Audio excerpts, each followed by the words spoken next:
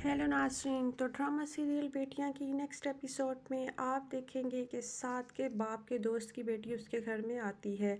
साद का बाप अपने बेटे के साथ और अपनी बहू के साथ अपने दोस्त की बेटी को इंट्रोड्यूस करवाता है। तो साद कहता है कि वो इस लड़की को पहले से जानता है। इस बात पर उसका बाप हैरान होकर पूछता है कि तुम इसे कैसे जानते हो।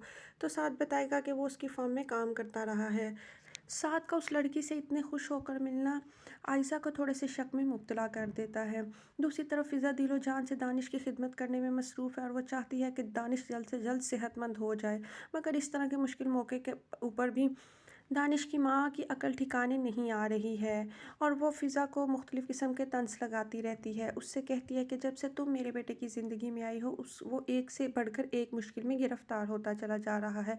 परेशानियाँ तो उसकी ज़िंदगी से निकल ही नहीं रही हैं। यूँ वो फ़िज़ा को यहाँ से भगाने के लिए उसका दिल इकट्ठा करने की बहुत कोशिश करती है, मगर फ़िज़ा फिर भी दिलजमी से अपने शौहर की खिदमत में मसरूफ़ है।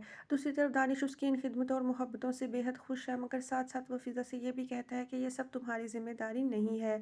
तुम अपनी ज़ात के ऊपर इन सब का बोझ मत उठाओ। मगर फ़िज़ा सबकी बातों को नज़रअंदाज करके भी अपना फ़र्ज़ निभाए चले जा रही है।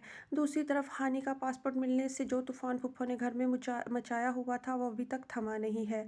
फूफो साफ अपने भाई से कह देती हैं कि हानि बिल्कुल भी पढ़ने के लिए दूसरे मुल्क नहीं जाएगी। पहले ही ये इतनी मूज़ और बदतमीज़ है और हम इसको अकेला पढ़ने के लिए भेज दें ताकि जो थोड़ी बहुत इसकी अकल ठिकाने है वो भी चली जाए। फूफो की ये सारी बातें सुनकर हानि को बेहद गुस्सा आता है। वो बहुत परेशान होती है और बहनों के सामने जाके रोना शुरू कर देती है कि फूफो मेरा मुस्तकबिल नहीं बनने देना चाहती। हानि का बाप भी उसको समझाने की कोशिश करेगा कि ये मुनासिब नहीं है कि मैं तुम्हें इतना दूर अकेले भेज दूँ, मगर हानि ने दिल में ये बात ठान ली है कि वो पढ़ने के लिए ज़रूर जाएगी।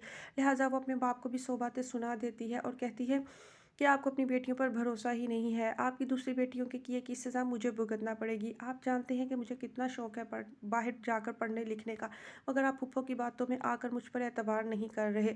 मगर ये मत समझिएगा कि मैं किसी के कहने से रुक जाऊँगी, मैं बिल्कुल भी नहीं रुकूँगी। हानि की इस तरह की बातें सुन के उसका बाप तो बेहद फ़िक्रमंद हो जाता है और इसी परेशानी के आलम में अपनी बेटी से कहता है, तो क्या तुम्हें अब अपने बाप पर भरोसा भी नहीं रहा? एक भरोसा ही तो था मेरे पास, मगर मुझे लगता है तुम लोग अब अपने बाप पर एतबार नहीं करती हो। तुम्हारे मुँह से ये सब बातें सुन के मुझे बेहद दुःख हो रहा है। मैं बहुत रंजीदा हूँ। मेरा तो अब भरोसे के ऊपर से भी भरोसा टूट चुका है। एक दफ़ा गुस्से में आकर तो हानि अपने बाप के साथ बदतमीज़ी कर बैठती है, मगर बाद में उसको इस बात का बेहद दुःख और अफ़सोस होता है। लिहाज़ा वो अपनी बहनों के पास जाती है और फूट-फूट कर रोना शुरू कर देती है।